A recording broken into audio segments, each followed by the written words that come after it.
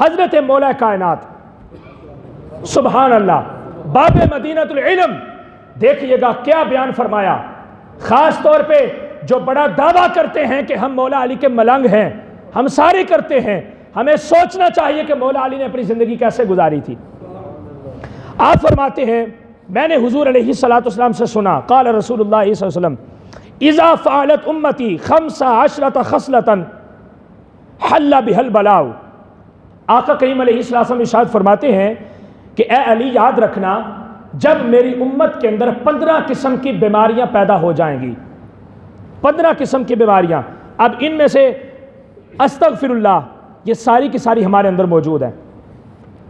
فرمایا 15 قسم کی بیماریاں جب پیدا ہو جائیں گی، حل بها البلاء، اللہ تعالیٰ ان کے اوپر آفات اور بلیات کو نازل کرنا جائز کر دے گا۔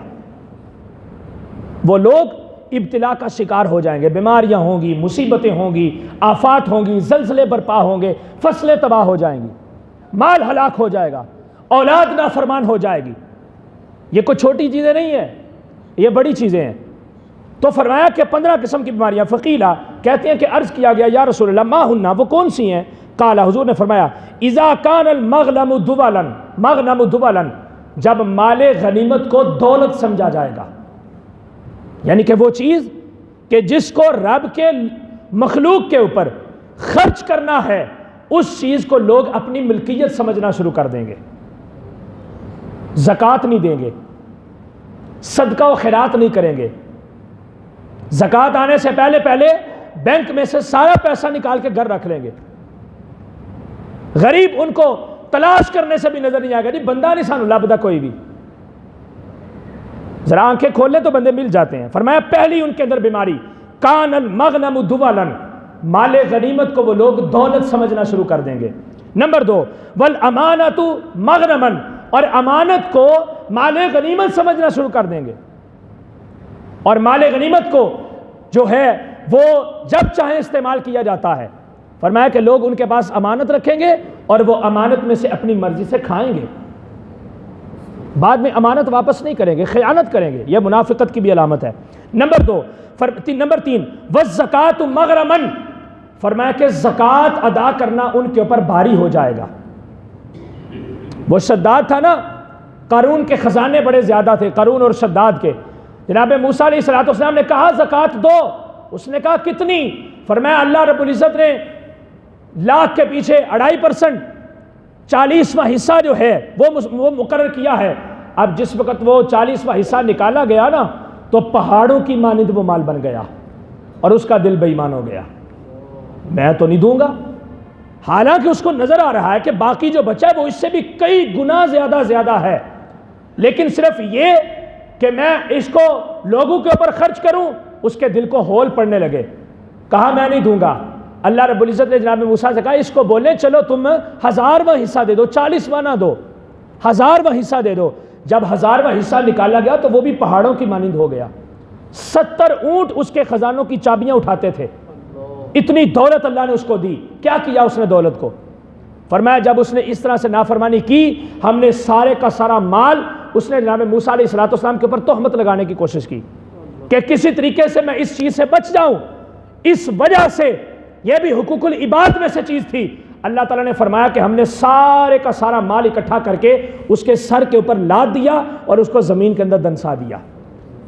وہ قیامت تک زمین کے اندر دنستا جا رہا ہے، ابھی تک دنس رہا ہے، گہرائیوں کے اندر اتر رہا ہے، پتہ نہیں کتنا بڑا عذاب اس کے اوپر مسلط کیا گیا۔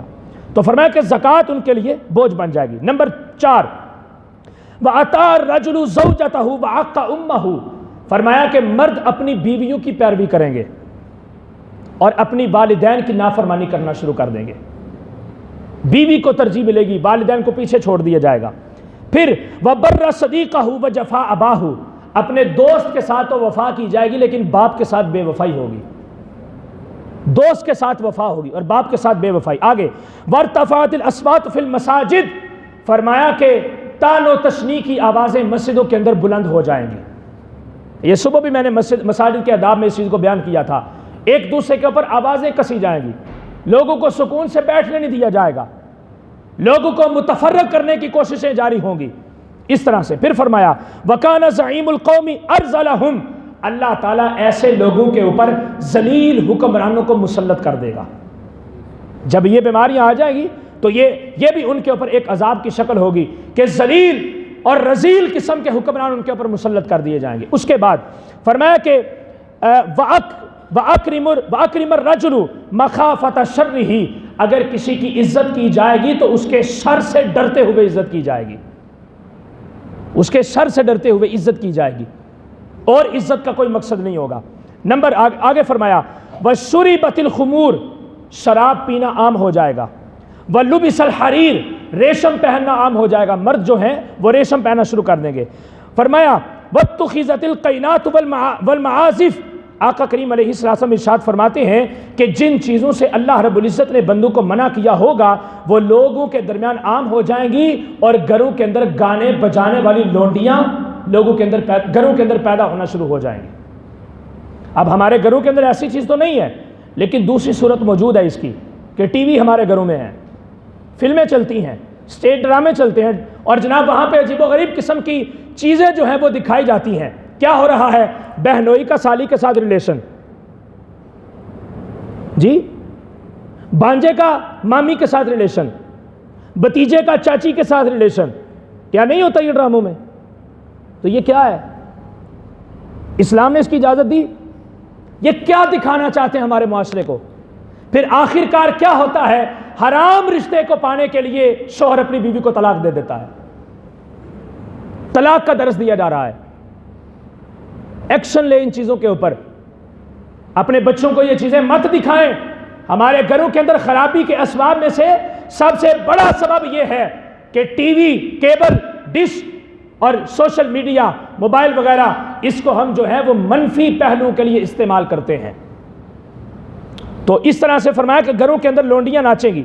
وَلَانَ آخِرُ هَذِهِ الْأُمَّةِ أَوَّلَهَا، یہ بہت بڑی بات حضور نے فرمایا کہ پچھلی امت کے جتنے لوگ گزرے ہوں گے، مولا علی فرما رہے ہیں کہ پچھلی امت کے لوگوں کے اوپر لوگ لعنت کرنا شروع کر دیں گے.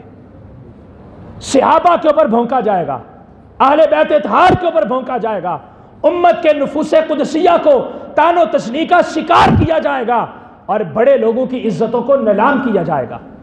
اور کتاب الفتن، امام حماد ابو نعیم اس کو بیان کرتے ہیں کتاب الفتن کے اندر. آقا کریم علیہ السلام نے ارشاد فرمایا میری امت کے اندر سب سے بڑا فتنہ میرے بعد جو سب سے بڑا پیدا ہوگا وہ یہ ہوگا کہ وہ میری آل کو قتل کرنے کی کوشش کریں گے. کیا اس امت نے ایسا نہیں کیا؟ اتنی سنگ دل اور ظالم امت ہو گئی کہ بڑے لوگوں کے اوپر ہم نے لان تان کرنا شروع کر دی، اور کہا جی ہم سے بڑھ کے تو بڑا متقی کوئی نہیں ہے، ہم سے بڑھ کے تو فقیہ کوئی نہیں ہے، ہم سے بڑھ کے تو مجدد کوئی نہیں ہے.